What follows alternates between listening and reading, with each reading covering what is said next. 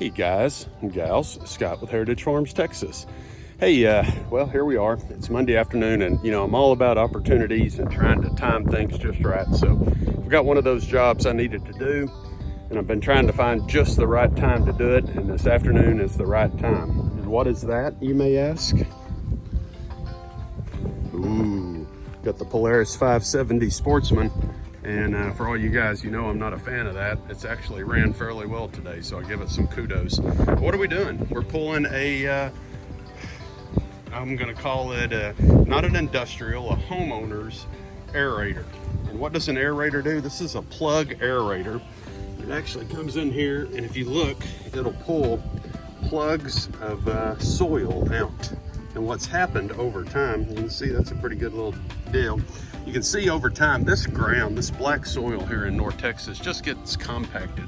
You ride over it with your lawnmower and just walking on it, dogs running on it, driving lawnmowers back and forth, the fertilizer guy, stuff gets beat down. And we just had several places where the grass just absolutely would not grow. You can kind of see when you come in here, this was a great example right in here where it was just, the Bermuda could not expand.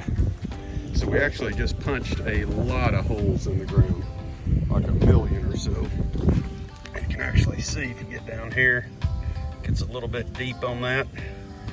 So I'm hoping that tries to help break up the compactness. Now the next thing we're gonna do is walk with me. So we got storms coming this afternoon. So what a great time to do this. So then I got some Scots. Oh, and this is for overpaying people like myself. This is Turf Builder Lawn Soil. My wife tried it. It's got fertilizer already mixed in, super mild.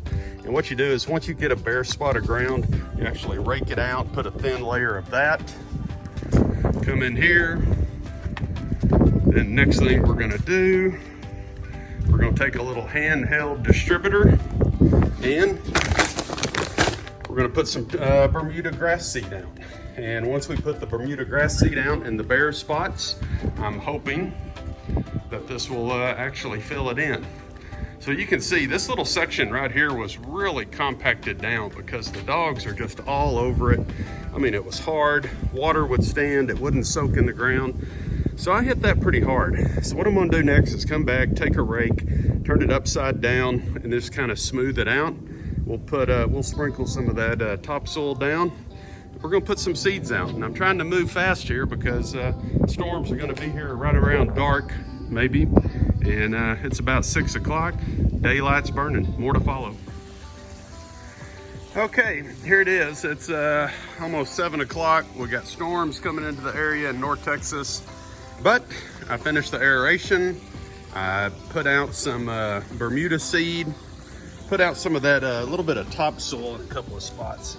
I don't know if you guys can see that, but you see the little bitty blue dots. I love how Scott actually puts a little coloring in there so you can actually see the Bermuda seed. So we slightly wetted this down, hoping that it'll come back. We will see if it does or not, but anyway, productive day. Put down 2 bags of Bermuda seed, and I think each bag was rated for 10,000 square feet, and we don't have anywhere near that amount.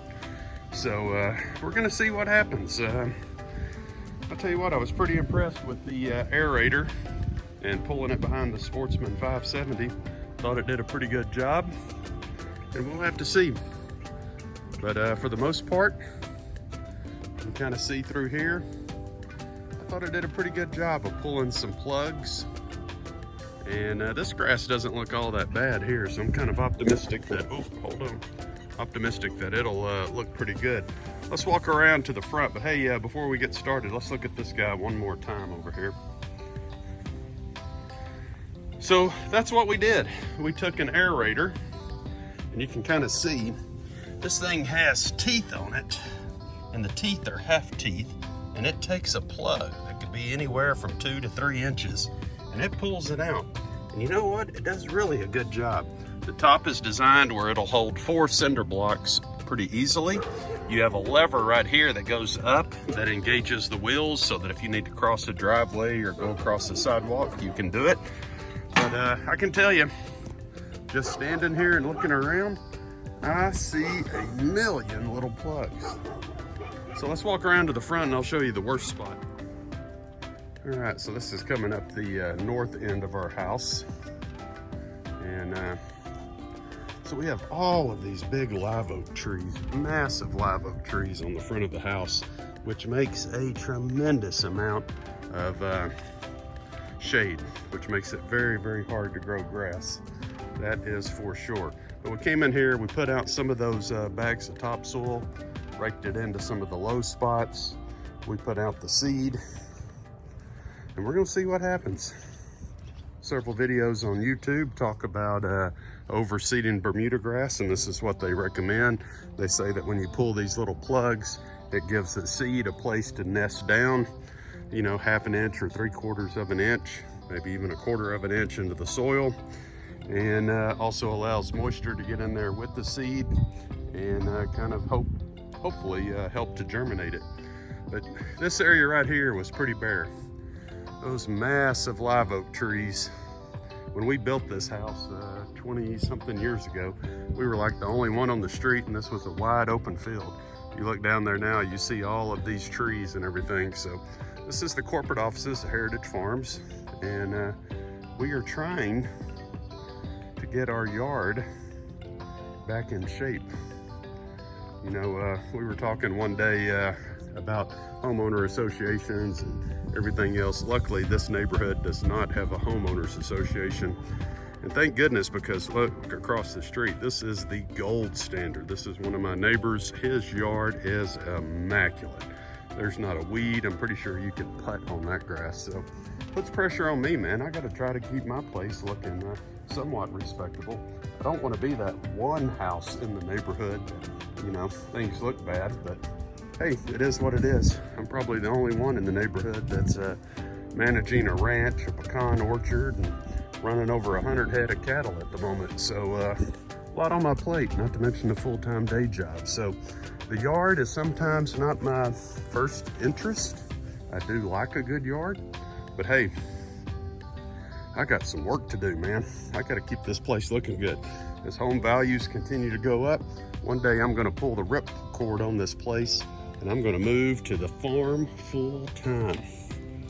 It's good to have dreams. The problem is the price to build anything is so high at the moment. I'd probably have to build a 20 by 20 house, and that'd be it, the farm. So, hey, look at there. There's Kimber, the company dog. Hey, Kimber. She managed to get a squirrel the other day out of this tree. The squirrel got cornered in the tree. She had it up there for like an hour. And then finally, out of exhaustion, the squirrel jumped down trying to make a run for the hedge. And let me tell you what, there's nothing faster than a GSP for 50 yards in pursuit of a squirrel. And she got her first squirrel. So she was a proud hunting dog. The problem with that is it's created a little bit of a nightmare, as she is now obsessed with hunting squirrels. So there you go, guys, a little update, but that's what we're doing today. We aerated the Bermuda Lawn. We overseeded the Bermuda Lawn, and hand watered, fixed a couple of sprinkler heads.